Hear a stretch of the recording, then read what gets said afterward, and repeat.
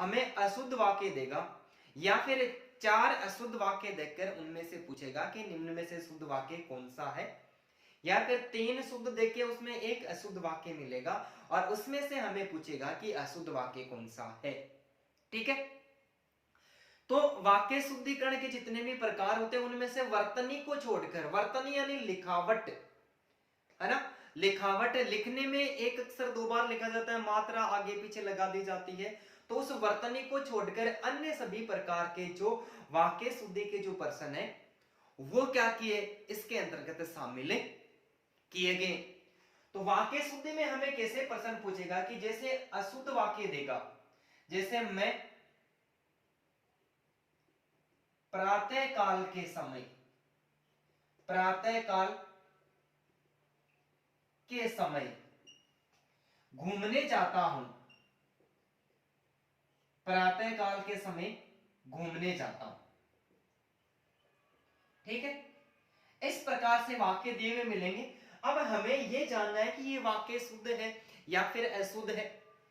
तो अब यहां पर देखो ये वाक्य अशुद्ध वाक्य है और इसमें अनावश्यक शब्दों के कारण अशुद्धि हुई है, यानी आवश्यकता से ज्यादा शब्द दे दिए। ठीक है, यहां पर प्रातः काल भी दे दिया और समय भी दे दिया। क्या दे दिया, एक तो प्रातः काल दे दिया, साथ में क्या दे दिया, समय भी दे दिया। तो इसका शुद्ध वाक्य क्या हो गया, शुद्ध वाक्य हो गया कि मैं प्रातः काल में, प्रातः काल घूमने जाता हूं। शुद्ध वाक्य क्या हो गया, मैं प्रातः काल घूमने जाता हूं। ठीक है, ठीक है जी। इसी प्रकार का हमें वाक्य पूछेगा कि जज ने, किसने भाई, जज ने उसे, जज ने उसे मृत्युदंड की सजा दी। दोस्तों पढ़ने में तो हमें साफ साफ ऐसा लगता है कि यार पढ़ने में तो ये वाक्य एकदम शुद्ध ही है, लेकिन इसमें क्या किया, अनावश्यक शब्दों का प्रयोग किया है। क्या किया है, अनावश्यक शब्दों का प्रयोग किया है। तो जज ने उसे मृत्युदंड और सजा, यानी वाक्य एक ही शब्द वो 2 बार प्रयुक्त हो गया जो एक ही अर्थ को प्रकट कर रहा है। ठीक है, इसका मतलब है एक तो दोनों में से गलत है, अनावश्यक शब्दों का प्रयोग हो गया। तो इसका शुद्ध वाक्य क्या होगा, जज ने उसे मृत्युदंड दिया, जज ने उसे क्या दिया दोस्तों, मृत्युदंड दिया। तो ये क्या हो गया, ये दोनों वाक्य शुद्ध हो गए और ये दोनों वाक्य क्या हो गए दोस्तों, अशुद्ध हो गए। तो इस प्रकार से हमारे सामने वाक्य होंगे और उनमें से हमें ये पूछेगा कि निम्न में से कौन सा वाक्य शुद्ध है या फिर निम्न में से कौन सा वाक्य अशुद्ध है। ठीक है, तो इस प्रकार से हमें प्रश्न पूछेगा। तो अब हम क्या करते हैं, एक एक स्थिति को लेकर हम विस्तार पूर्वक अध्ययन करते हैं।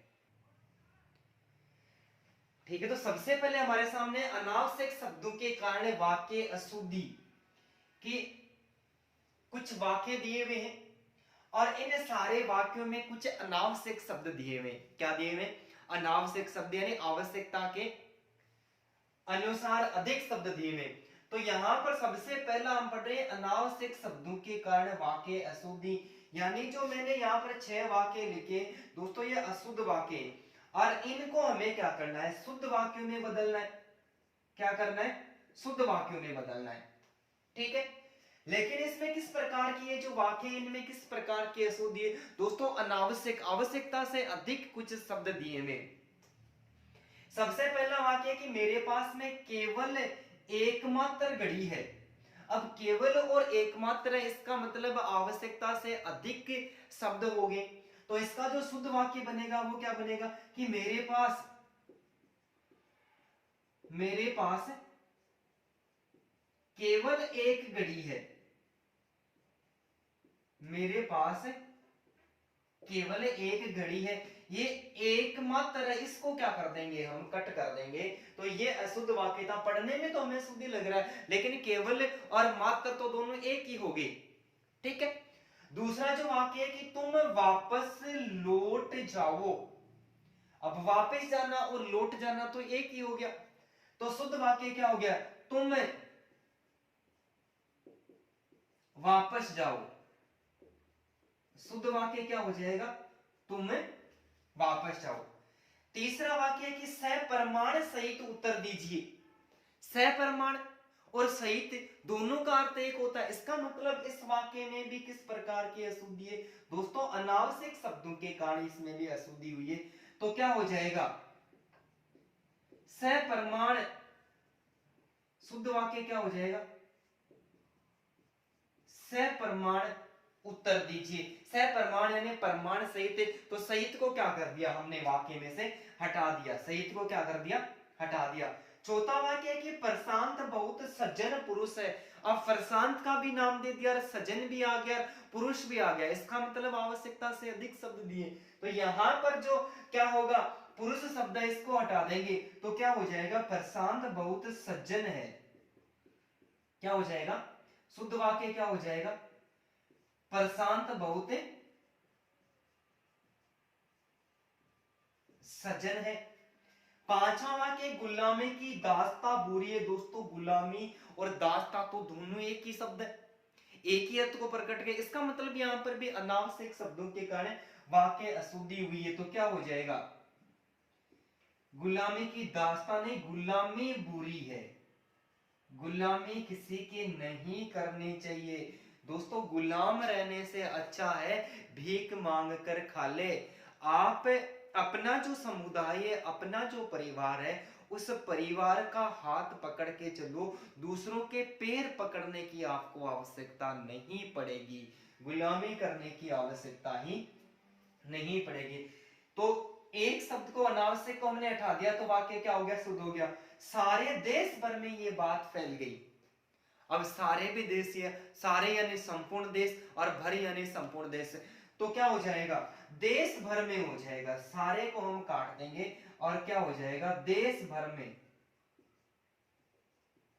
देश भर में ये है बात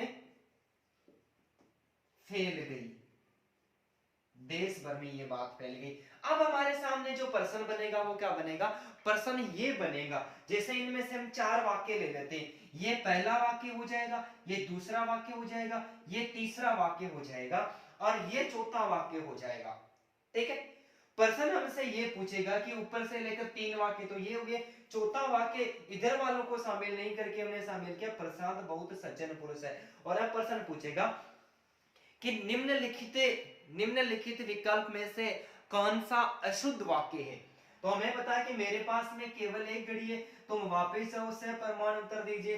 तीनों वाक्य तो एकदम शुद्ध है, लेकिन प्रशांत बहुत सज्जन पुरुष है, शुद्ध तो क्या होना चाहिए, प्रशांत सज्जन पुरुष है, तो अशुद्ध क्या हो जाएगा, प्रशांत बहुत सज्जन पुरुष है। तो ये वाक्य क्या हो जाएगा दोस्तों, ये वाक्य अशुद्ध हो जाएगा। ठीक है, तो इसी आधार पर हमसे प्रश्न पूछेगा, हमें ये नहीं पूछेगा कि ये अनावश्यक शब्दों के कारण हुआ है या फिर ये अनुपयुक्त शब्दों के कारण हुआ है। तो उम्मीद करता हूं कि एक तथ्य आपको समझ में आया होगा। जल्दी से स्क्रीनशॉट ले लो, अन्य और की भी चर्चा करते हैं दोस्तों।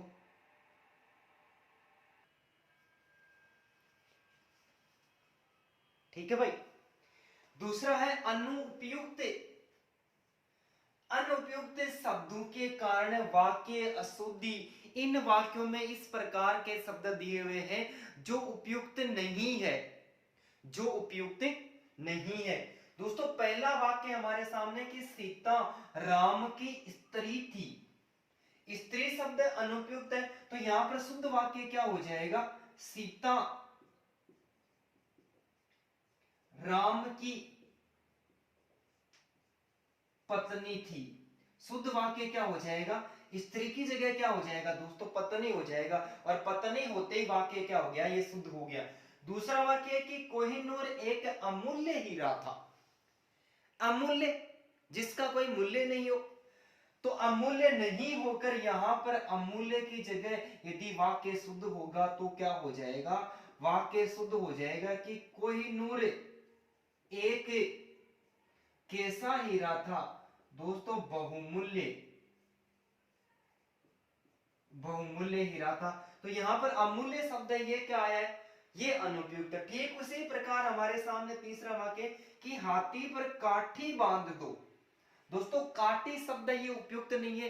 काठी घोड़े पर बांधी जाती, वाक्य ऐसा होता कि घोड़े पर काठी बांध दो। हाथी पर क्या बांधा जाता है दोस्तों, होदा बांधा जाता है। तो शुद्ध वाक्य क्या होगा, हाथी पर क्या बांध दो, होदा बांध दो। हाथी पर क्या बांध दो, होदा बांध दो। तो काटी शब्द यहां पर क्या हो गया, अनुपयुक्त हो गया। कृष्ण ने कंस की हत्या की, दोस्तों हत्या शब्द उपयुक्त नहीं है, हत्या शब्द उपयुक्त नहीं है। तो शुद्ध वाक्य क्या होगा, कृष्ण ने कंस का वध किया, कृष्ण ने कंस का वध किया। पांचवा जो वाक्य, हमारे सौभाग्यवती कन्या का विवाह होने जा रहा है। दोस्तों सौभाग्यवती तो विवाह करने के बाद में होती है, विवाह करने के बाद में होती है। विवाह करने से पहले या तो सौभाग्य कांक्षिणी होती है या फिर आयुष्मती होती है। तो सौभाग्यवती यहां पर अनुपयुक्त हो गया। तो इसका जो शुद्ध वाक्य होगा वो क्या होगा, हमारी सौभाग्य कांक्षिणी या फिर आयुष्मती हो जाएगा। क्या हो जाएगा, आयुष्मती। कन्या का विवाह होने जा रहा है, कन्या का विवाह होने जा रहा है। तो सौभाग्यवती तो विवाहित महिलाओं के लिए उपयोग किया जाता है। तो दोस्तों कन्या है, इसका मतलब क्या होगा, या तो सौभाग्य कांक्षणी होगा या फिर क्या होगा, आयुष्मती होगा। तो ये जो 5 वाक्य थे, इन वाक्यों में अनुपयुक्त शब्दों के कारण, यानी वाक्यों में जो शब्द दिए हुए थे वो उपयुक्त नहीं थे, इसलिए अनुपयुक्त शब्दों के कारण क्या हुई, वाक्य में अशुद्धि हुई है। तब भी हमें यहाँ पर भी इस प्रकार का प्रश्न पूछेगा कि पहला दे दिया, दूसरा दे दिया, 3 वाक्य दे दिया और चौथा वाक्य दिया है कि कृष्ण ने कंस का वध किया, और प्रश्न हमसे ये पूछेगा कि निम्न में से कौन सा वाक्य शुद्ध है। तो कृष्ण ने कंस का वध किया, ये वाक्य क्या हो जाएगा, शुद्ध हो जाएगा, क्योंकि सीताराम की स्त्री थी, ये अशुद्ध है। शुद्ध होता तो क्या होता, पत्नी थी। कोहिनूर एक अमूल्य हीरा है जिसका कोई मूल्य नहीं हो, लेकिन कोहिनूर कैसा हीरा है दोस्तों, बहुमूल्य हीरा है, शुद्ध बहुमूल्य हीरा हो जाएगा। हाथी पर काठी बांध दो, तो हाथी पर तो होदा बांधा जाता है, वाक्य क्या हो गया, अशुद्ध हो गया। प्रश्न हमसे पूछेगा तो चौथा वाक्य क्या है, कृष्ण ने कंस का वध किया, तो निम्न में से कौन सा वाक्य शुद्ध है, तो 3 अशुद्ध देगा और 1 वाक्य शुद्ध देकर हमें इस प्रकार से प्रश्न पूछेगा। तो दोस्तों एक बार इसका भी स्क्रीनशॉट ले लीजिए जल्दी से।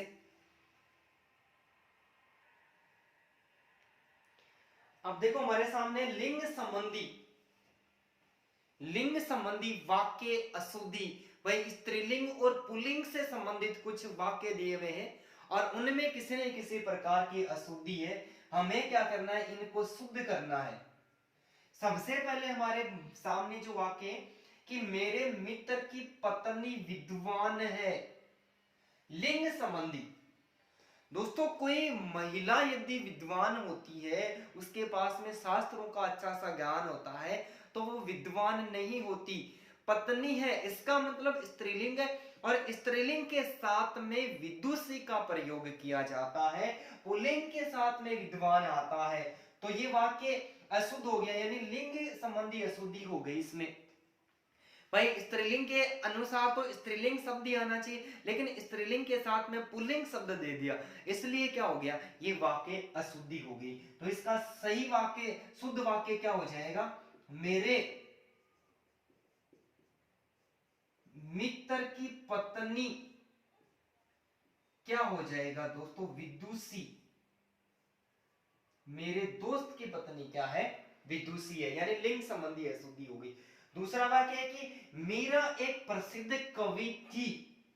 दोस्तों इसमें भी लिंग संबंधी अशुद्धि है, यानी स्त्रीलिंग के साथ में पुल्लिंग शब्द का प्रयोग हुआ है, इसका मतलब वाक्य अशुद्ध हो गया। स्त्रीलिंग के साथ में किसका प्रयोग होना चाहिए, स्त्रीलिंग का ही प्रयोग होना चाहिए। तो इसका शुद्ध वाक्य क्या होगा, मीरा एक भक्त कवियत्री थी। क्या थी भाई, कवि नहीं होकर क्या आएगा, कवियत्री आएगा। तीसरा वाक्य, आत्मा में परमात्मा निवास करती है। आत्मा में परमात्मा निवास करती है, तो वाक्य अशुद्ध हो गया। शुद्ध वाक्य क्या हो जाएगा, आत्मा में परमात्मा निवास करता है, क्योंकि परमात्मा के साथ में करती है नहीं आकर क्या आना चाहिए था, करता है आना चाहिए। तो आत्मा में परमात्मा निवास करता है। आत्मा में परमात्मा क्या करता है दोस्तों, निवास करता है। मुझे व्याकरण अच्छा लगती, मुझे व्याकरण अच्छी लगती है। दोस्तों व्याकरण शब्द, व्याकरण की जब उत्पत्ति होती है वहां पर यदि हम पढ़ते हैं, हमारे सिलेबस में नहीं था इसलिए हमने नहीं पढ़ा, जहां पर हम व्याकरण पढ़ते हैं तो व्याकरण पुल्लिंग के आधार पर, ये लिंग के आधार पर व्याकरण पुल्लिंग माना जाता है। तो पुल्लिंग माना जाता है, इसका मतलब अच्छा लगती, अच्छी लगती है नहीं आना चाहिए, क्या आना चाहिए, मुझे व्याकरण अच्छा लगता है। तो शुद्ध वाक्य क्या होगा, मुझे व्याकरण अच्छा लगता है। मुझे व्याकरण अच्छा लगता है। उसका ससुराल दिल्ली है। दोस्तों ससुराल शब्द पुल्लिंग माना, स्त्रीलिंग माना जाता है। ससुराल शब्द स्त्रीलिंग है, और स्त्रीलिंग के साथ में उसका नहीं आकर क्या आना चाहिए, उसकी आना चाहिए। तो शुद्ध वाक्य क्या होगा, उसकी। एग्जाम में पहले पूछा भी गया प्रश्न है, उसकी ससुराल कहां पर है दोस्तों, दिल्ली है। रामायण हमारी भक्ति ग्रंथ है। रामायण शब्द अपने आप में पुल्लिंग है, तो दोस्तों रामायण हमारी नहीं होकर क्या हो जाएगा, हमारा हो जाएगा। तो शुद्ध वाक्य क्या होगा, रामायण हमारा कैसा ग्रंथ है दोस्तों, भक्ति ग्रंथ है। रामायण हमारा भक्ति ग्रंथ। दोस्तों मैं आपको एक अच्छा रास्ता बता रहा हूं, तरीका बता रहा हूं, आपको मैं अच्छा पढ़ा सकता हूं, याद तो ये आप ही को करने पड़ेंगे। इस प्रकार के वाक्य देंगे और वाक्य देकर हमसे पूछेगा, इधर सारे अशुद्ध वाक्य, इधर वाले सारे दोस्तों कैसे वाक्य हैं, ये सारे के सारे शुद्ध वाक्य हैं।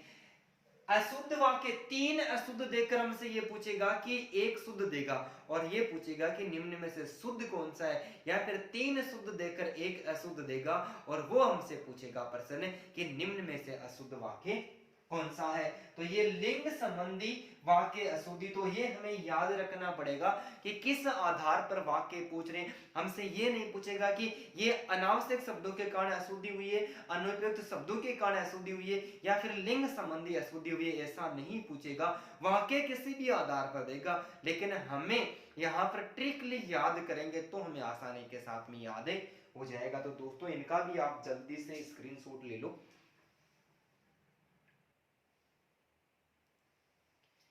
दोस्तों चौथा है वचन संबंधी अशुद्धि। वचन का मतलब एक वचन या फिर बहुवचन। वचन का अर्थ क्या होता है, एक वचन या फिर बहुवचन। तो एक वचन या बहुवचन से संबंधित यहां पर अशुद्ध वाक्य लिखे हुए, जैसे हमारे सामने वाक्य कि वह दृश्य देख मेरी आंखों में आंसू आ गया। वह दृश्य देख, किसी ने ऐसा भयानक दृश्य देख लिया और देखने के बाद में उसके आंखों में आंसू आ गए। दोस्तों आंसू शब्द अपने आप में बहुवचन होता है, तो यहां पर शुद्ध वाक्य होगा तो क्या हो जाएगा, शुद्ध वाक्य हो जाएगा कि वह दृश्य देख, वह दृश्य देख मेरी आंखों में आंसू आ गए। आंसू आ गए। आंसू शब्द दोस्तों अपने आप में बहुवचन है, तो आ गया नहीं होकर क्या हो जाएगा, आ गए हो जाएंगे। यानी वचन संबंध एक वचन के साथ में एक वचनी क्रिया, क्रिया भी एक वचन में प्रयुक्त होगी, और बहुवचन के साथ में क्रिया भी बहुवचन में ही प्रयुक्त होगी। दूसरा वाक्य यह है मेरा ही हस्ताक्षर है। दोस्तों हस्ताक्षर शब्द अपने आप में बहुवचन है, तो मेरा नहीं होकर क्या हो जाएगा, मेरे हो जाएंगे। क्या हो जाएंगे, मेरे हो जाएंगे। तो यहां पर शुद्ध वाक्य क्या हो जाएगा, यह मेरे ही हस्ताक्षर है। क्या है? शुद्ध वाक्य क्या हो जाएगा? यह मेरे ही हस्ताक्षर है। तीसरा वाक्य है कि विधि का नियम बड़ा कठोर होता है। विधि के नियम, एक नियम तो होता नहीं है, बहुत सारे नियम होते हैं। इसका मतलब ये बहुवचन में प्रयुक्त होना चाहिए, वाक्य यहाँ पर एक वचन में प्रयुक्त हुआ है। एक वचन में प्रयुक्त होने का दोस्तों ये अशुद्ध हो गया। तो शुद्ध वाक्य क्या हो जाएगा? विधि के नियम बड़े कठोर होते हैं। विधि का नियम बड़ा कठोर होता है, तो विधि के नियम बड़े कठोर होते हैं।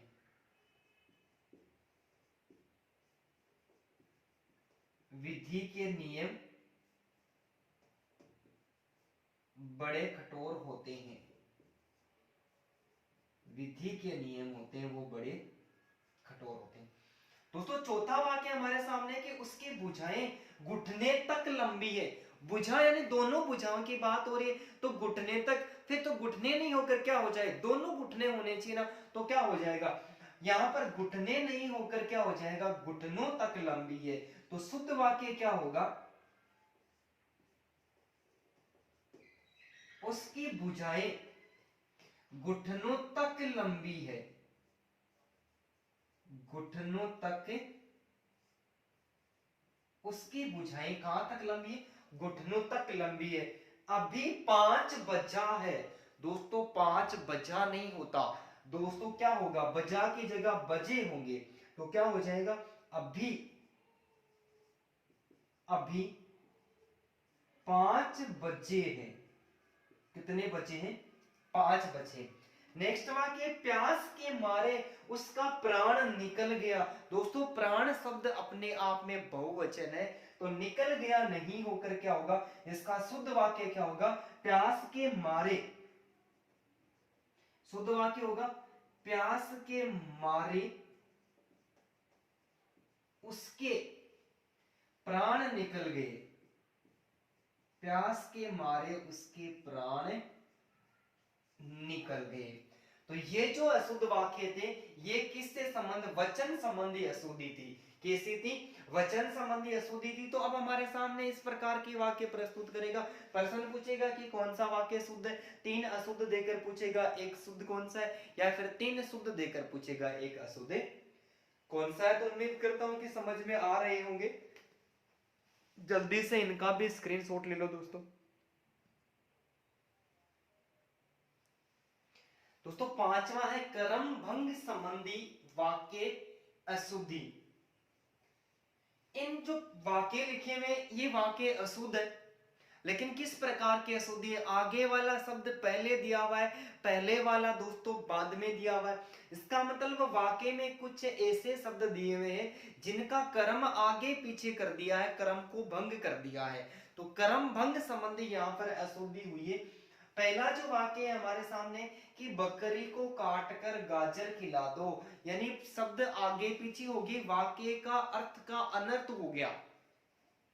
बकरी को काटते हैं तो फिर गाजर किसको खिलाएंगे? इसका मतलब वाक्य में कर्म भंग है। आगे वाला शब्द जो पहले आना चाहिए वो बाद में लिखा हुआ है, बाद में आना चाहिए वो पहले लिखा हुआ है। तो इसका शुद्ध वाक्य क्या होगा कि बकरी को गाजर काट कर खिला दो। बकरी को गाजर काट कर खिला दो। शुद्ध क्या हो जाएगा? बकरी को गाजर काट कर खिला दो। दूसरा वाक्य हमारे सामने, बच्चे को प्लेट में रख कर खाना खिला दो। अब बच्चे को जब पहले प्लेट में रख देंगे तो खाना किस में डालेंगे? यानी कर्म भंग संबंधी अशुद्धि है। तो इसका जो शुद्ध वाक्य होगा वो क्या होगा कि बच्चे को प्लेट में, बच्चे को खाना प्लेट में रख कर खिला दो। शुद्ध वाक्य हो जाएगा बच्चे को, बच्चे को खाना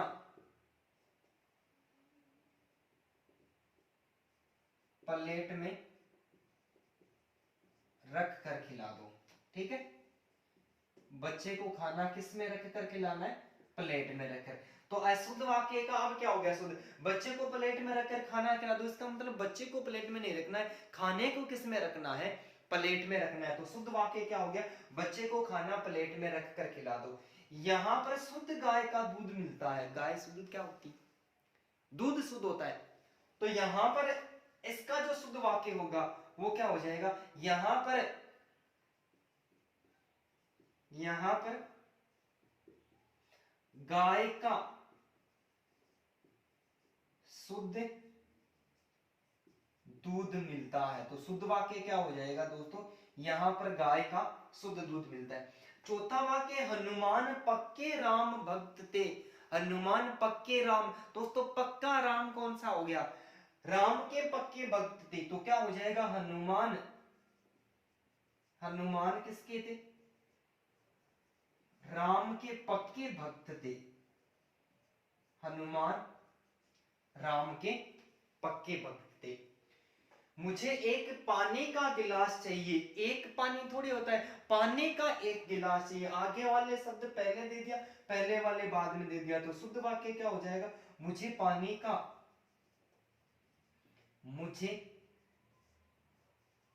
का एक गिलास चाहिए। मुझे पानी का एक क्या चाहिए दोस्तों, गिलास चाहिए। मुझे पानी का एक गिलास चाहिए। तो ये जो वाक्य थे ये कैसे वाक्य थे दोस्तों, कर्म भंग संबंधी वाक्य थे। आगे वाला शब्द पहले दे दिया, पहले वाला बाद में दे दिया। स्थिति कैसे भी दे दे, हमारा प्रश्न गलत नहीं होना चाहिए, क्योंकि हमें ये सारी स्थितियां याद रखनी पड़ेगी कि किस प्रकार की अशुद्धि हुई। तो जल्दी से इसका भी स्क्रीनशॉट ले लो दोस्तों। अब हमारे सामने कारक संबंधी अशुद्धियां किस प्रकार की, वाक्य दिए गए हैं लेकिन उनमें किस प्रकार की अशुद्धि, कारक संबंधी। दोस्तों कारक किसे कहते हैं, कारक कितने होते हैं, 8 होते हैं। उनके साथ में कारक चिन्ह भी लगे हुए, जैसे कर्ता के साथ में ने, कर्म के साथ में को, करण के साथ में से या के द्वारा, संप्रदान के लिए अपादान से अलग होना, संबंध के साथ में का, के, की कारक चिन्ह होते हैं, और अधिकरण के साथ में में और पे, संबोधन के साथ में हे, अरे, ओ, इस प्रकार के कारक चिन्ह होते हैं। ठीक है, तो यहां पर जो वाक्य दिए हुए उनमें से कारक संबंधी यानी कारक चिन्ह संबंधी अशुद्धियां पाई गई है। कोई भी कर्ता कर्म दे रखा है, उनके साथ में कारक चिन्ह है वो सही तरीके से नहीं लगे हुए, तो हमें इस प्रकार के भी वाक्य मिलेंगे जिनमें अशुद्धियां होंगी। हमारे सामने पहला वाक्य है कि 5 बजने को 10 मिनट है। यहां पर बजना कर्म है, तो कर्ता ने कर्म को करण से या के द्वारा, तो 5 बजने को 10 मिनट नहीं होता, शुद्ध वाक्य होता है 5 बजने में 10 मिनट है। तो यहां पर को कारक चिन्ह है और ये अशुद्ध है, तो को की जगह क्या हो जाएगा, यदि शुद्ध वाक्य होगा तो हो जा 5 बजने में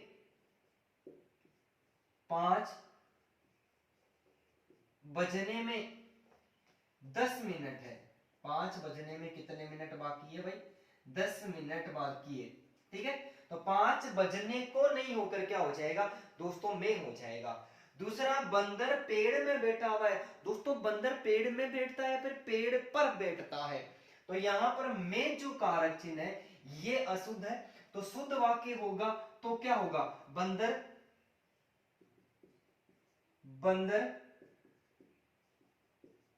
पेड़ पर बैठा है, बंदर पेड़ पर बैठा है। बंदर कहां पर बैठा है, पेड़ पर बैठा है। उसके सिर में घने बाल होते हैं। दोस्तों सिर में होते हैं या फिर सिर के ऊपर होते हैं, तो में यहां पर अशुद्ध है, तो क्या हो जाएगा, इसका जो शुद्ध वाक्य होगा वो होगा उसके सिर पर घने बाल है। उसके सिर पर क्या है, घने बाल है। अपराधी को रस्सी में बांध कर ले गए, रस्सी में बांधा जाता है या फिर रस्सी से बांधा जाता है, तो यहां पर में शब्द है ये गलत हो गया। तो शुद्ध वाक्य क्या हो जाएगा, अपराधी को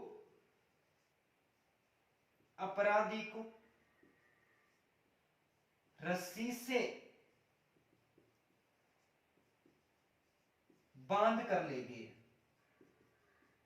अपराधी को रस्सी से बांध कर ले गए। और पांचवा जो वाक्य वह है बाजार में सब्जी लाने गए। दोस्तों बाजार में होता है या फिर बाजार से होता है, तो यहां पर में जो कारक चिन्ह है इसका गलत प्रयोग हुआ है। तो शुद्ध वाक्य क्या हो जाएगा, वह बाजार से सब्जी लाने, वह बाजार से सब्जी लाने गया है। तो यहाँ पर जो अशुद्धियां थी वो सारी की सारी अशुद्धियां किससे संबंधित थी दोस्तों? कारक से संबंधित थी। तो इस प्रकार से भी हमें वाक्य मिलेंगे और पूछेगा कौन सा शुद्ध वाक्य है या फिर कौन सा अशुद्ध वाक्य है। उम्मीद करता हूं कि ये तथ्य भी समझ में आ गए होंगे। इनका भी दोस्तों जल्दी से स्क्रीनशॉट ले लो आप। हाँ भाई, अब देखो, अब है हमारे सामने सर्वनाम संबंधी अशुद्धि। किस प्रकार की? सर्वनाम, संज्ञा के नाम के स्थान पर प्रयुक्त होने वाले जो भी शब्द होते हैं दोस्तों उनको सर्वनाम कहते हैं। भाई किसी व्यक्ति, वस्तु, स्थान, गुण, भाव, दशा, अवस्था आदि के नाम का बोध कराने वाले शब्दों को संज्ञा कहते हैं। और संज्ञा के नाम के स्थान पर प्रयुक्त होने वाले जितने भी शब्द होते हैं दोस्तों उनको किस नाम से पुकारा जाता है? सर्वनाम। ठीक है, तो इनमें सभी वाक्यों में सर्वनाम संबंधी अशुद्धि है कि मैंने आज अजमेर जाना है, अशुद्ध वाक्य है। तो यहां पर मैंने जो शब्द है दोस्तों ये अशुद्ध है। मैंने की जगह यदि शुद्ध होगा सर्वनाम तो क्या होगा? मुझे होगा। और शुद्ध वाक्य क्या होगा? मुझे आज जयपुर जाना है। मुझे आज कहां पर जाना है? जयपुर जाना है। तुम तुम्हारा काम करो दोस्तों, तुम्हारा यहां पर सर्वनाम शब्द है, ये गलत है। यहां पर तुम की जगह, तुम्हारे की जगह क्या आएगा? अपना आएगा। तो शुद्ध वाक्य क्या हो जाएगा? तुम अपना काम करो, तुम अपना काम करो। ठीक है, तीसरा जो वाक्य है कि मैं उसको मिलकर प्रसन्न हुआ, उसको मिलकर प्रसन्न हुआ या फिर उससे मिलकर प्रसन्न हुआ। तो यहां पर जो उसको शब्द है ये सर्वनाम है, ये अशुद्ध है। शुद्ध वाक्य क्या हो जाएगा? मैं उससे, मैं उससे मिलकर क्या हुआ भाई? प्रसन्न हुआ। मैं उनसे मिलकर प्रसन्न हुआ। चौथा वाक्य, इतने सी बात पर वह मेरे से रूठ गई। दोस्तों यहां पर ये जो मेरे शब्द सर्वनाम है ये अशुद्ध है। इसका जो शुद्ध होगा वो क्या होगा कि इतनी सी बात पर, इतनी सी बात पर वह मुझसे रूठ गई। मेरे की जगह क्या हो जाएगा? मुझसे हो जाएगा कि इतने से बात पर वह मुझसे रूठ गई, मेरे से गलत हो गया। पांचवा वाक्य कि हमको सबको देश पर मर मिटना है। तो दोस्तों यहां पर हमको सबको नहीं आएगा, क्या आएगा? शुद्ध वाक्य होगा तो होगा हम सबको होगा। क्या होगा? हम सबको। शुद्ध वाक्य होगा हम सबको देश पर मर मिटना है, हम सबको देश पर मर मिटना है। तो ये जो वाक्य दोस्तों ये कैसे? सर्वनाम संबंधी वाक्यों में सर्वनाम संबंधी अशुद्धियां दी हुई है। तो इस प्रकार के भी हमें क्या करेगा? वाक्य देगा। और इनमें से भी ये पूछेगा कि तीन अशुद्ध देकर चौथा हमें शुद्ध देगा और ये पूछेगा कि निम्न में से कौन सा शुद्ध वाक्य, या फिर तीन शुद्ध देकर एक इनमें से देकर ये पूछेगा कि कौन सा अशुद्ध वाक्य। तो दोस्तों जल्दी से इनका भी आप स्क्रीनशॉट ले लो। हाँ भाई, अब हमारे सामने क्रिया संबंधी अशुद्धि। कैसी अशुद्धियां दोस्तों? क्रिया संबंधी वाक्य। क्रिया कहां पर मिलती है? कर्ता सबसे पहले मिलता है, कर्म बीच में मिलता है, क्रिया कहां पर मिलती है दोस्तों? सबसे अंत में मिलती है।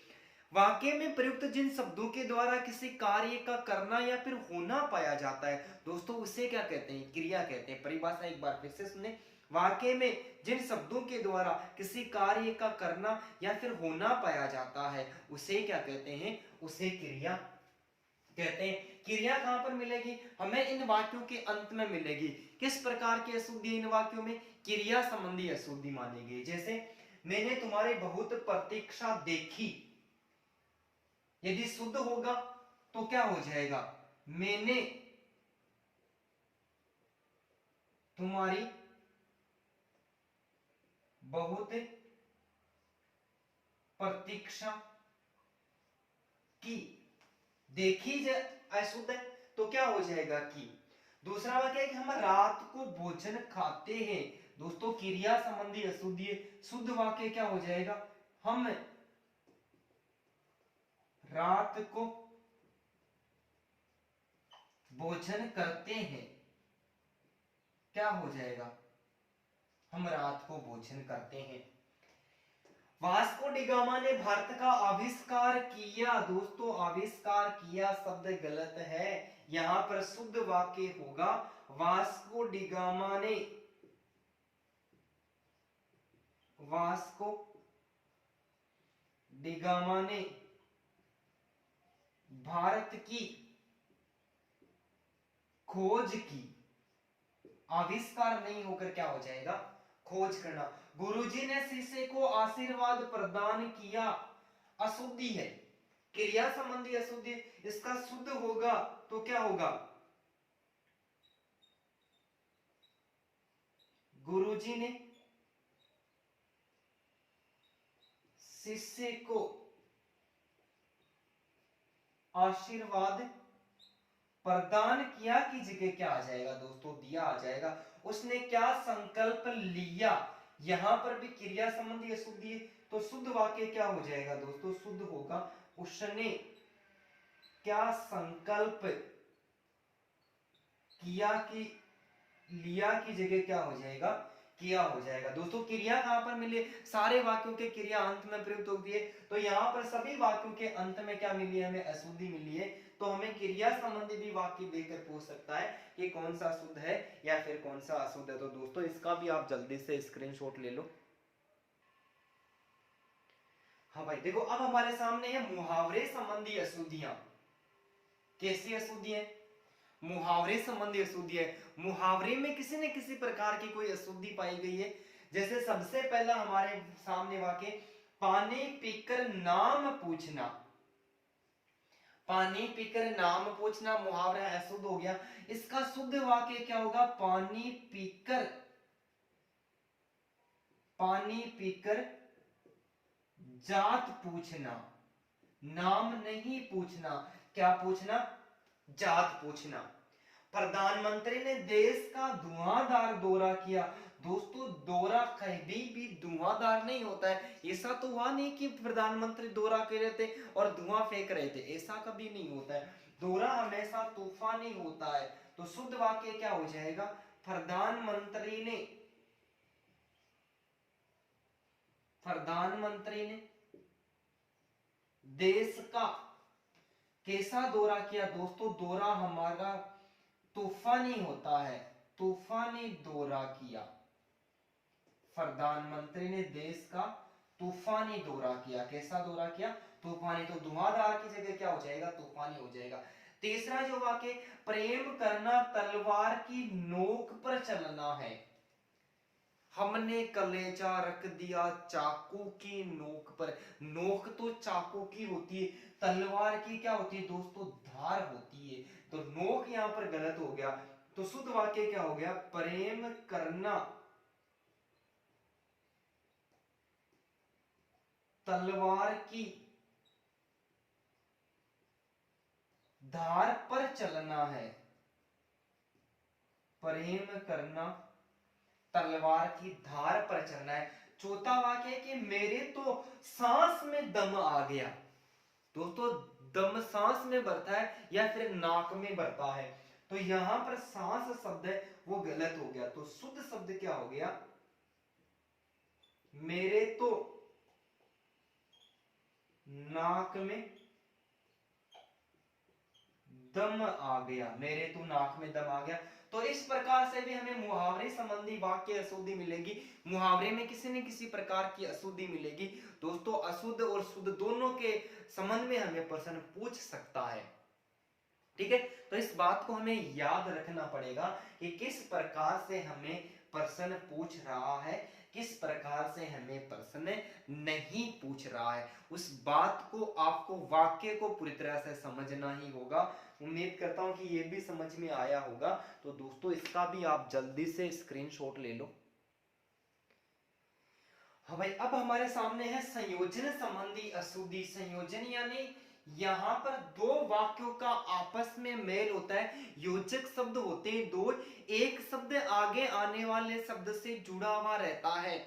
जैसे जब का संबंध तब से होता है, जब का तब से होता है, यद्यपि का तथापि से होता है, यदि का तो से होता है, अगर का भी किससे होता है, तो से होता है, जो का संबंध किससे होता है, त्यों से होता है। ये क्या होता है दोस्तों, संयोजन होता है, आपस में दो शब्द जुड़े हुए रहते हैं। तो यहां पर आपस में नहीं जुड़े हुए, इसका मतलब कैसे अशुद्धि होगी, संयोजन संबंधी अशुद्धि होगी।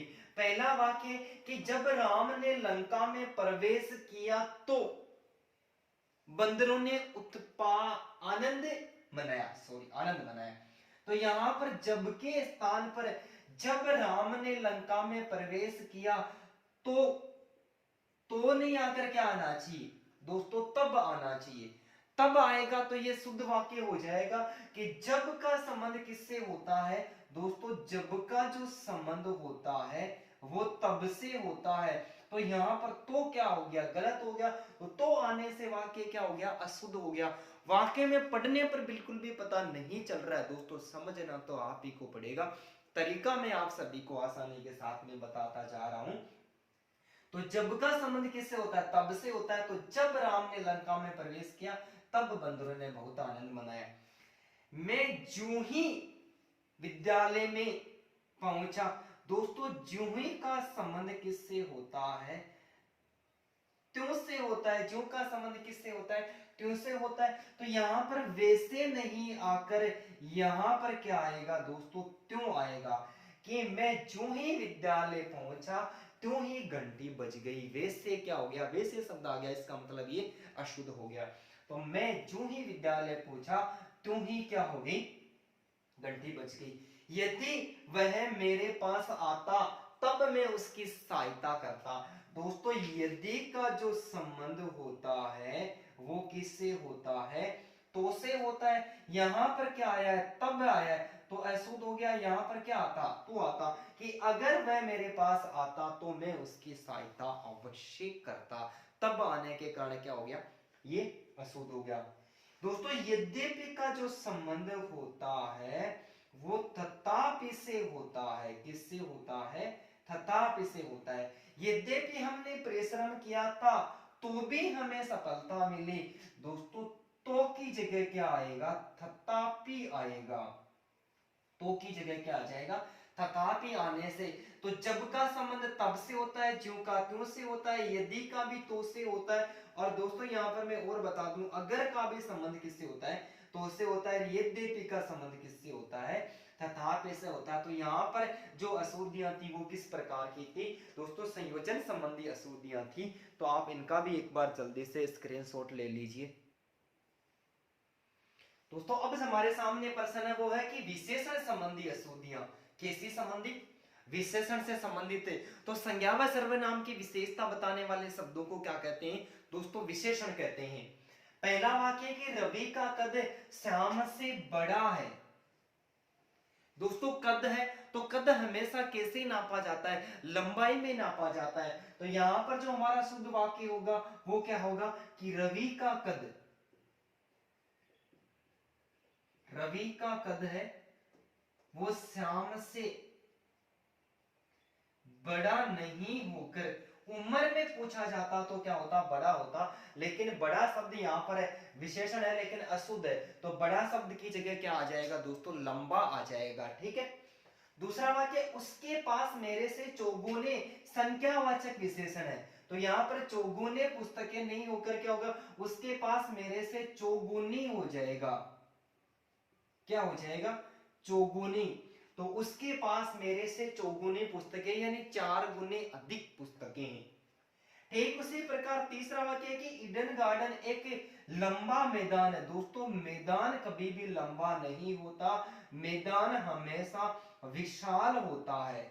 क्या होता है, विशाल होता है। तो यहां पर विशेषण संबंधी अशुद्धि है कि ईडन गार्डन एक विशाल मैदान है, लंबा नहीं होकर क्या आ जाएगा, विशाल आ जाएगा। चौथा वाक्य है कि गंगा नदी का पाट बहुत लंबा है।